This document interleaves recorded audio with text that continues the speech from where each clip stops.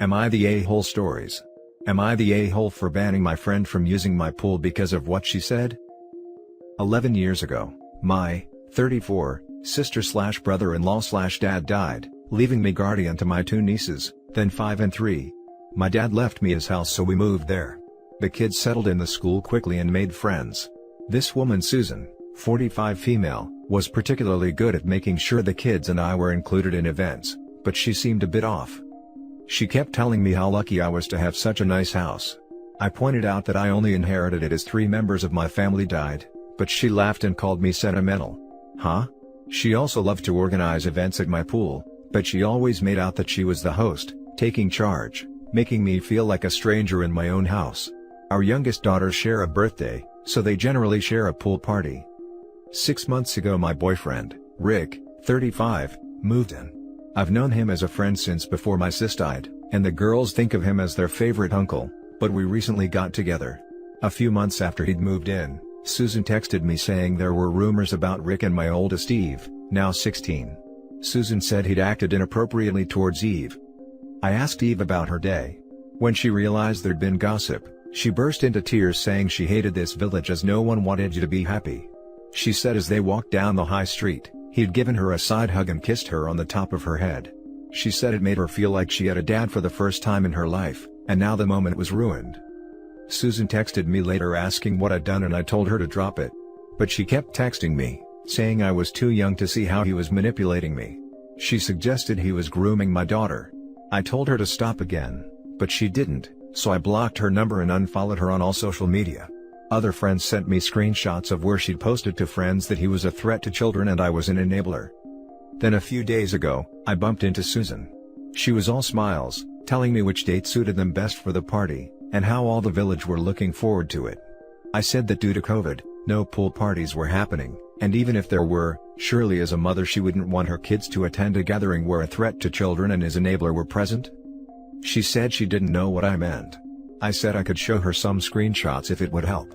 She said how much her daughter was looking forward to it, that I'd be selfish if I didn't let it go ahead. I said she should have thought about that before spreading false rumors. I said if my girl invited hers over, that was fine, but Susan was never to step foot on my property again. Afterwards, she posted something on the community Facebook page about selfish incomer witches. It got taken down, but not before her friends left nasty comments. One of them texted me saying, I should be nicer considering the circumstances, but I don't even know what that means. Anyway, I don't think I've been unreasonable, but clearly half the village think I'm the a-hole. Am I? Now for the top comments. I'd talk to an attorney about slander. This kind of rumor can be dangerous.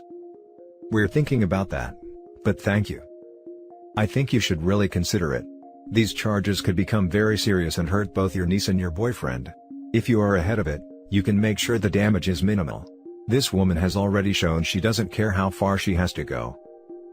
Rick is reticent to do anything. He thinks it's minor village gossip involving a few hundred people, and if we start legal issues it will escalate. It's his call, but I'm not sure he's right. I just want people to see him as the loving man he is, not through her warped vision of things. Not the a-hole. Those kinds of rumors can destroy a person's life. Clearly the niece said it was not done in a sexual manner, that she didn't feel uncomfortable, etc., and was fine. This outsider decided to stir drama up and wanted to reap the benefits still. She hurt your niece with gossip and could have harmed an innocent man's reputation, because she couldn't ask a question or be adult about it.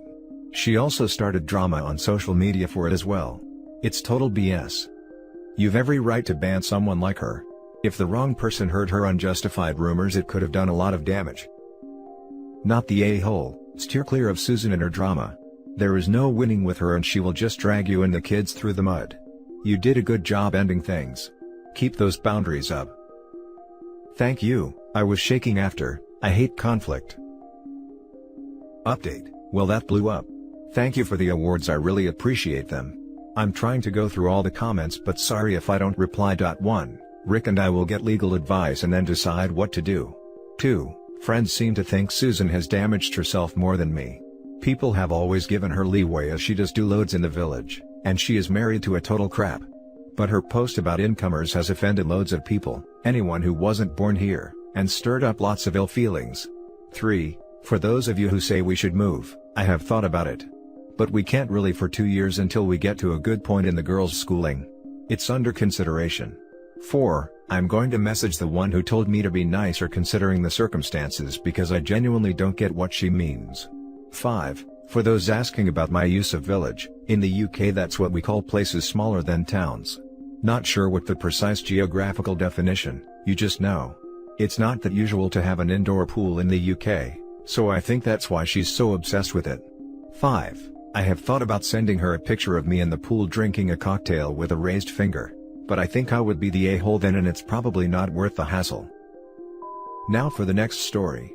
Am I the a-hole for telling my dad to swallow his freaking pride and go to a food bank? My 17 female mom, 33 female, she had me at 16, left shortly after my little sister, 2, was born. I also have a 5-year-old brother and a 3-year-old sister. We haven't heard from her since. My dad, 34 male, owned a small business that went under a few months ago due to the shutdowns, and has had trouble finding a job since. Right now, he's working 2 minimum wage jobs to try to support us, but that barely covers the mortgage and our car payments. I ended up dropping out of high school so I can take care of my siblings and get a job. I got a great job as a nanny, and they're letting me bring my siblings since they're the same age as the kids, 5 male and 3 female. I've been paying for all of our healthcare. I have ulcerative colitis and my brother has type 1 diabetes, so that stuff is expensive, my car, and half our food bill and any clothes that my brother and sister need and occasionally some new toys for them. I know for a fact that we qualify for financial aid at the hospital we go to and maybe SNAP benefits or food banks. It would make things so much easier on all of us. My siblings and I don't eat healthy. Most of what we eat are those bulk bags of cereal at the grocery store and dollar store pasta with beans or sometimes eggs or meat. It's gotten to the point where the family I work got started giving us all their leftovers so we can eat somewhat healthy. I talked to my dad about financial aid at the hospital and he actually agreed to it, but when I brought up SNAP benefits or going to food banks he completely shut the idea down. He kept saying he doesn't need help getting us food, and he survived without food stamps when he was our age so we should too. I lost my temper and yelled at him, swallow your freaking pride and go to a food bank because 2 crap meals a day isn't cutting it. He yelled at me to go to my room and now we're not speaking to each other. Am I the a-hole for yelling at him? Edit, I'm not calling CPS on my dad, so y'all can stop suggesting that. He's trying his best. I sent my dad the post. He finally came to his senses and we're going to start applying for benefits tonight. For those of you asking about my education, I'm planning on getting my GED in May, and starting community college in the fall. Not the a-hole. Things ain't normal, and he's under a lot of stress.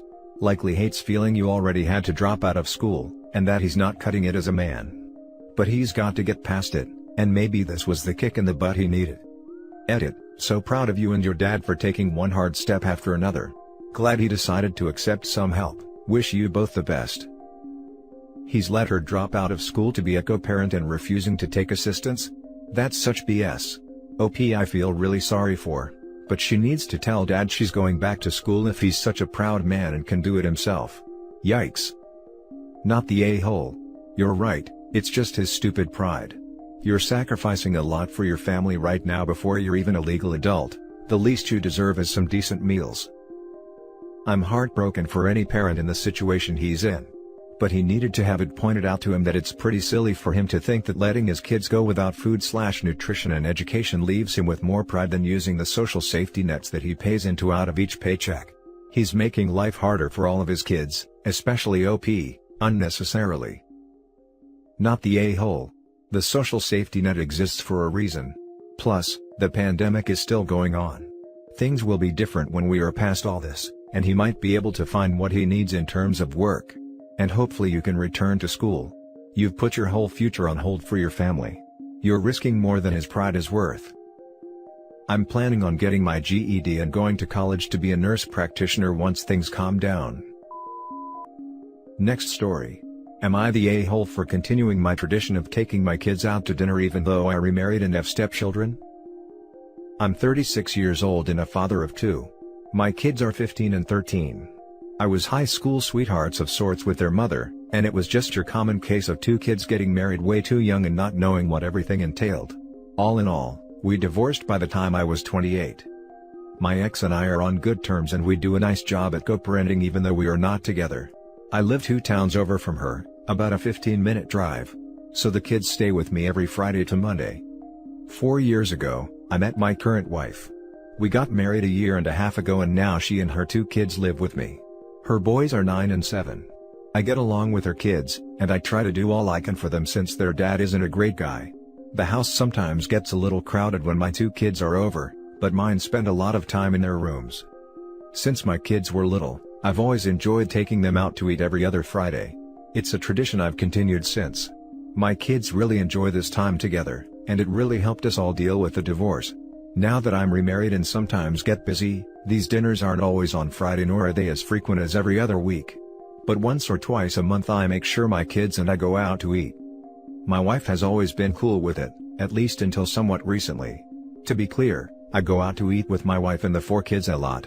Usually once a weekend, and then dinner Monday through Thursday is always with my wife and her 2 boys. My wife started to ask why I still have these dinners that are exclusively with my 2 kids. I told her it's the tradition and my kids and I enjoy the time together.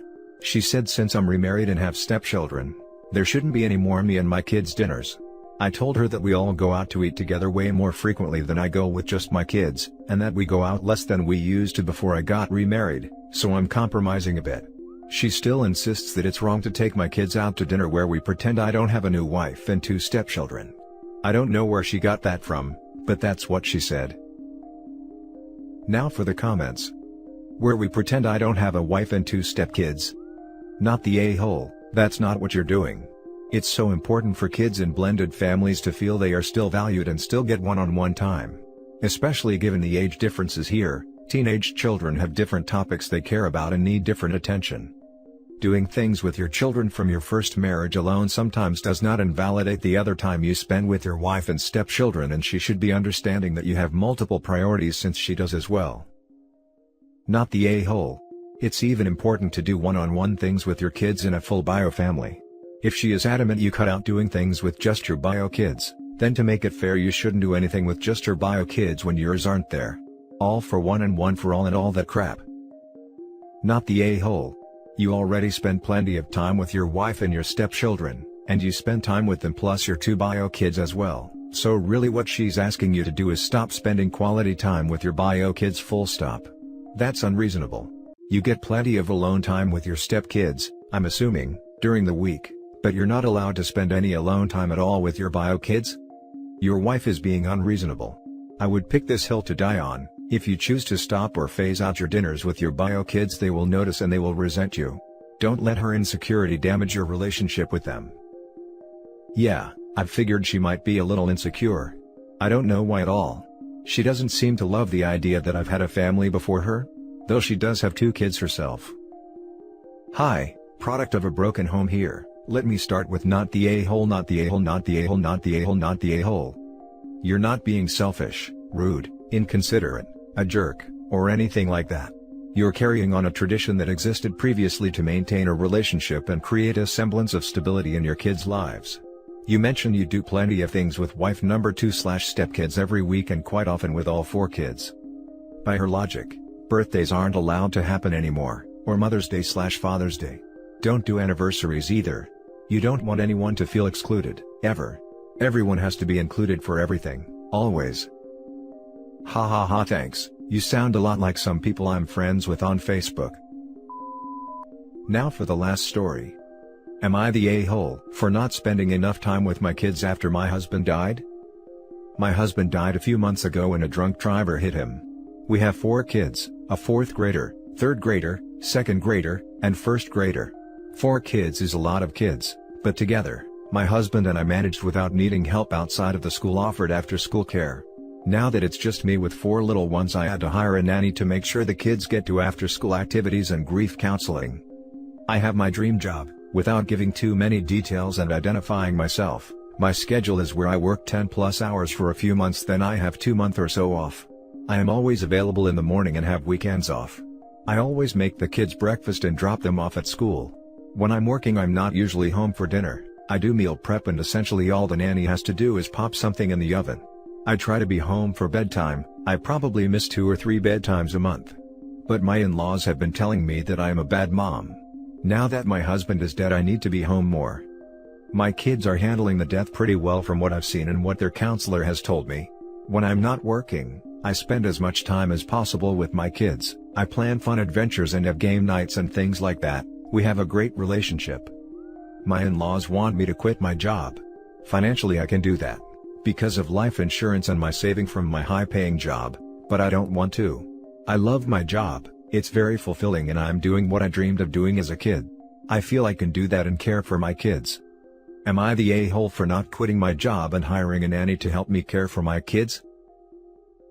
Not the a-hole. From your description it doesn't sound like your kids are suffering from your working lifestyle. Money isn't the most important thing in the world, fulfillment is.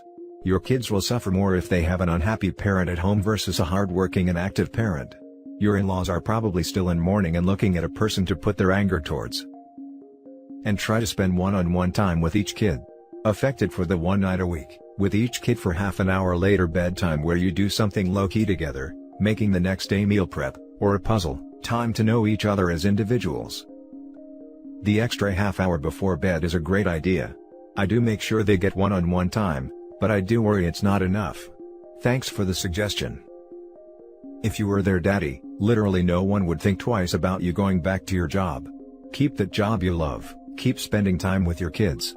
Reconsider the in-laws who are going behind your back to convince your kids you don't love them enough. Not the a-hole. It's not always quantity, it's quality of time you're spending with your kids. You have to provide for your kids by yourself now. What do your in-laws expect you to do? Quit and be a stay-at-home mom with no one making money? They're being ridiculous, and it sounds like your kids are doing as well as they can be. So sorry for your loss. This, plus below the line I'm pretty sure she's spending at least as much time with her kids as anyone with a regular job. It's just not in a standard construction. And that's it for this video guys. If you have thoughts to share, leave a comment below. Don't forget to hit like and subscribe if you like this content. I'll catch you in the next one. Good day everyone.